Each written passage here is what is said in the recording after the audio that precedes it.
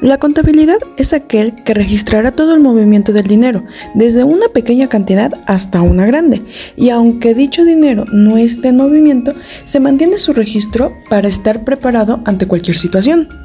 Existen organizaciones que establecen la forma en la que se deben de registrar las operaciones, como lo son Bancos de México, Secretaría de Hacienda, Instituto Mexicano de Contador Público, Ejecutivo de Finanzas, entre otros. La contabilidad permite saber qué es lo que se tiene, qué es lo que se debe y a quiénes se les debe. Son estos procesos financieros que registran las operaciones para emitir los estados financieros y para que de esta manera se logren tomar decisiones que alcancen objetivos de las organizaciones. Para entender la ley de partida doble con asientos contables, debemos saber que Fray Luca Pacioli se le consideraba el padre de la contabilidad, ya que fue el primero en explicar el sistema contable de la partida doble. Existieron más personas que lo dijeron antes, pero no lo explicaron como Fray Luca Pacioli. Existen 4 principios. El primero dice que no hay deudor sin acreedor ni acreedor sin deudor. Esto quiere decir que se tienen 2 partes. La primera, donde todo es de uno, y la segunda, que sería algún tercero que no es de nosotros. El segundo principio es: toda persona que recibe algo debe a la persona que da o entrega. Si la entidad financiera, la empresa, recibe 100 pesos, este lo va a deber a una contraparte. Después tenemos que todo valor que ingresa es deudor y todo valor que sale es acreedor. Esto quiere decir que todo aquello que ingrese a las cuentas bancarias de la empresa aumentará el activo y así se le considerará un deudor. Y del otro lado sería que la entidad que proporcione este dinero o este crédito, ya sea hipotecario o financiero, se le será llamado un acreedor. Y el siguiente es que toda pérdida es deudora y toda ganancia es acreedora. Esto quiere decir que cuando sea una pérdida se reflejará en deudor, pero cuando son ganancias lo que se obtienen de estas serían acreedores. Para entender los asientos contables, pongamos un ejemplo. Hay una empresa que autoriza un préstamo a uno de sus socios por un valor de 12,000 pesos para pagarse en un plazo de 18 meses. Como es un socio, se le va a considerar dentro de la cuenta de deudores diversos, y como es el que está solicitando el préstamo, se le va a poner en el lugar del debe, del cargo. Y después tenemos a la cuenta de bancos, que es el que va a otorgar ese préstamo, y entonces al otorgar el préstamo se le va a considerar en la cuenta de haber. También nos dice que este debe de darnos sumas iguales, tanto del lado del debe como el del haber. Cuando los sumamos nos dan 12,000 pesos en ambos lados. Esto quiere decir que nuestro asiento está bien hecho. Para mantener el orden se deben de seguir ciertas reglas, como que si se habla de una persona o una empresa, si es que recibe algo se le considera deudor, pero si este es el que lo da se le considera un acreedor. En caso de que se hablaran de cosas, cuando se ingresa se le considera deudor y cuando sale es un acreedor. Pero si se llegara a hablar de resultados, si se obtiene una pérdida se le va a considerar como deudora, y si se obtienen ganancias se le considerará como acreedor. Estas cuentas deben aumentar o disminuir, pero deben de mantener un mismo equilibrio para que haya una buena consideración en la organización. Para entender cuándo se carga en una cuenta y cuándo se abona, debemos comprender que cuando aumenta el activo, este se va a cargar, pero cuando disminuye, se va a abonar. Cuando disminuye el pasivo, se va a cargar, pero cuando aumenta, se va a abonar. Y cuando disminuye el capital, se va a cargar, y cuando aumenta, este va a abonar.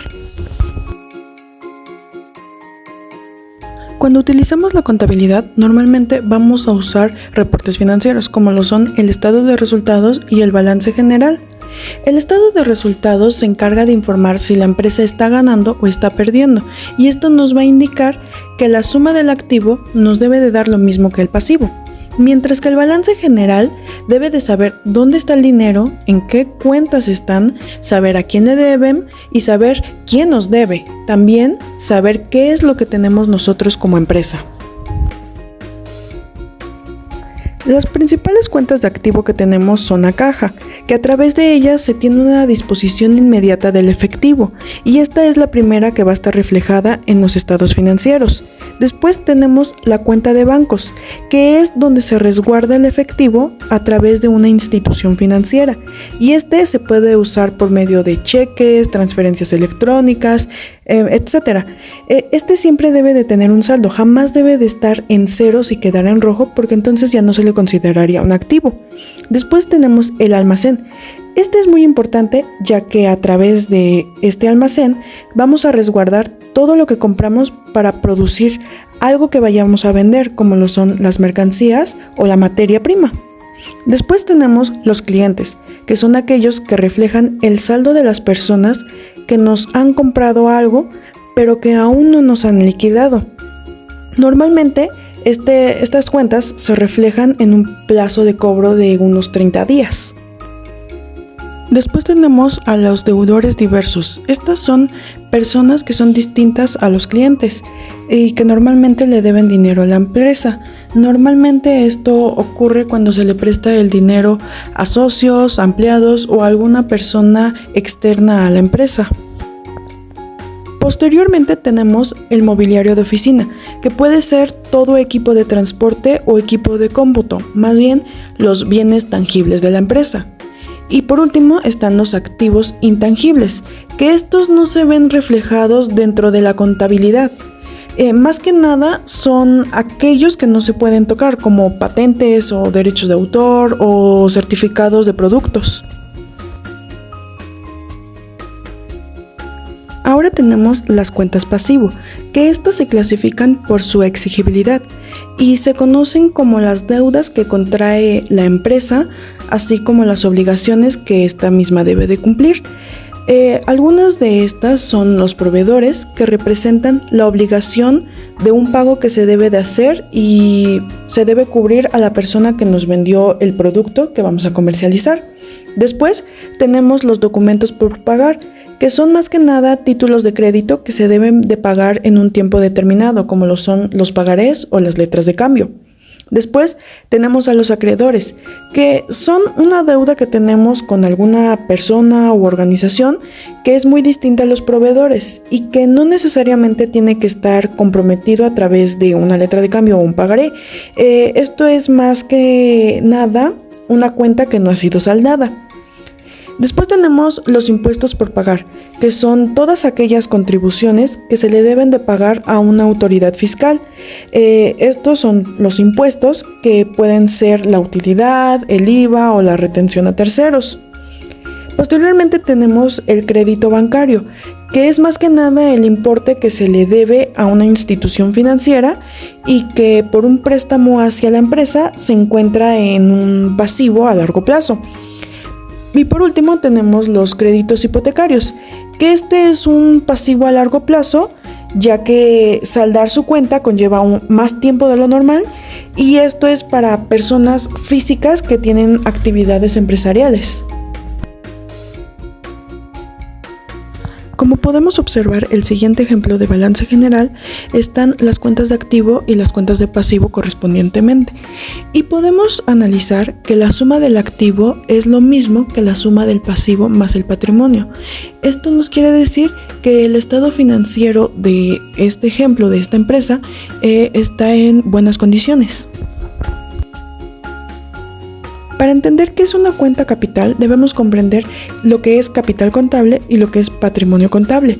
Capital contable son todas aquellas organizaciones que tienen actividades lucrativas, como lo son Bimbo, Krispy Kreme, ADO, Lego, entre otras empresas. Y un patrimonio contable son todos aquellos bienes como materiales de equipo, materiales de transporte, entre otros, y los derechos y las obligaciones que adquiere una empresa o una persona con este fin. Las cuentas de capital se dividen de dos maneras, que son el capital contribuido, que son todas aquellas aportaciones que han realizado socios a la empresa y representan de alguna manera un monto de su aportación monetaria. Y también tenemos el capital ganado, que este refleja todo lo que la empresa ha ganado a través de sus operaciones. La diferencia entre el capital contribuido y el capital ganado es que el capital contribuido es lo que aportan todos los socios para que la empresa pueda operar, y el capital ganado es todo lo que nosotros como empresa estamos logrando con nuestras ventas, con nuestra producción, para que esta misma tenga los resultados esperados. Mientras que las cuentas orden son todos aquellos movimientos financieros que tiene la contabilidad para tener el control de determinadas cuentas y solo son para el control interno de la empresa. Este tipo de cuentas en la práctica van a permitir que se pueda controlar eventos que puedan llegar a suceder, controlar las emisiones de valores como las acciones, llevar el control de operaciones y de los bienes de la entidad. Estas se clasifican en valores ajenos, valores contingentes y registros y controles. Los valores ajenos son aquellos valores y bienes que reciben una empresa de alguien que no pertenece a esta misma, mientras que los valores contingentes son aquellos eventos que pueden llegar a suceder, pero se prevén y se están atentos ante cualquier situación. Y los registros y los controles se encargan de llevar el control de las depreciaciones, que son aquellas disminuciones del valor de la moneda o de algún bien. Y para realizar el registro se pueden llevar de dos maneras, ya sea directo o cruzado. El directo es hacer el registro, pero que no involucren otras cuentas como el balance o el de resultados, y estos para que sea de manera directa. Y si es cruzado, en este se van a utilizar las cuentas de resultados o de balances.